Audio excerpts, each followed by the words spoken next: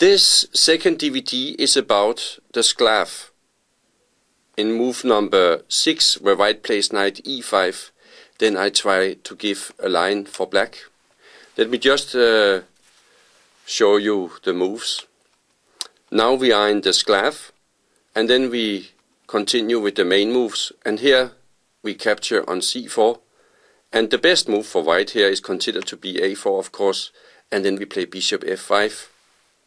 Other moves like bishop g4 or knight a6 is not on the agenda, and I think life is too short for second quality, so that's not something I'm going to look at.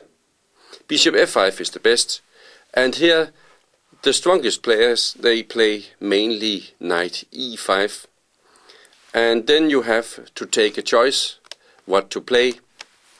It is of course possible here to play e6, and then after f3 there are two options, either to play bishop b4, but if you do so, then you will have to sacrifice your bishop on e4, and this is a well-known line that is playable for black, but the practical results have shown that white has the better chances here. Black can either play castle short or castle long, but anyhow white will keep the better chances. So that's also the reason why it's not so popular at the moment.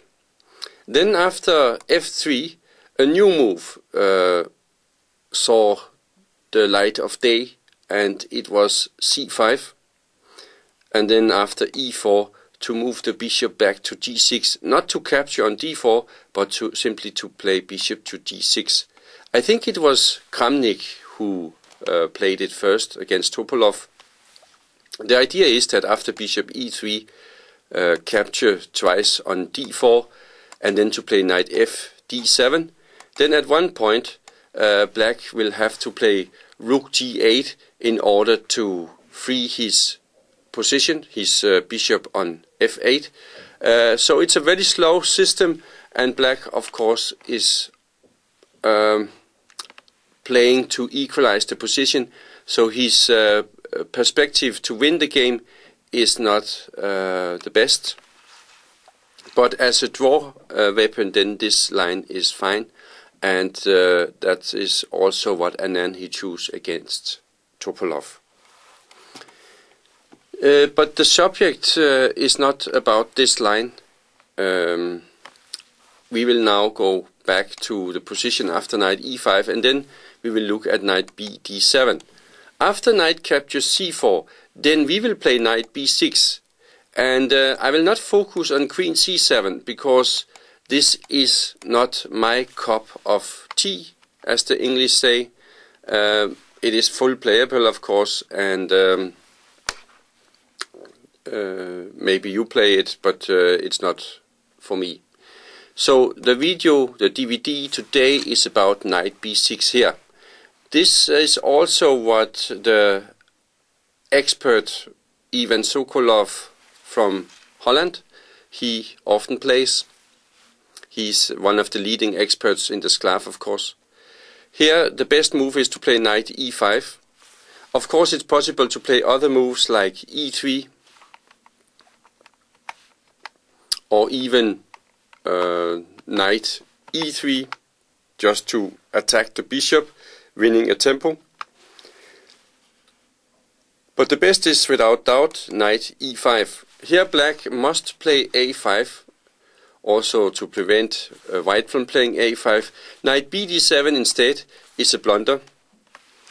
Thiemann he played so against Kasparov in one game, and Kasparov answered it with queen b3, double attack against f7 and b7, and immediately then white is winning a pawn, and black is in great troubles. So knight b d7 in move number 8 is a blunder. Instead we play a5. And here we will look at 4 moves. The main continuation is to play f3 with the idea to follow after with e4. Then we have the move e3, that's more tame, but one idea could be to start attacking the bishop on f5 with g4, h4 and so. And then of course we have g3. That was Kramnik's choice when he played short. This is more like a Catalan style, where you develop slowly with bishop g2, castle short, and so forth. And then in the end we will look at bishop g5. But I hope after this DVD that you then have a full playable defense against 6 knight e5. At least that's the plan with this DVD. Good luck.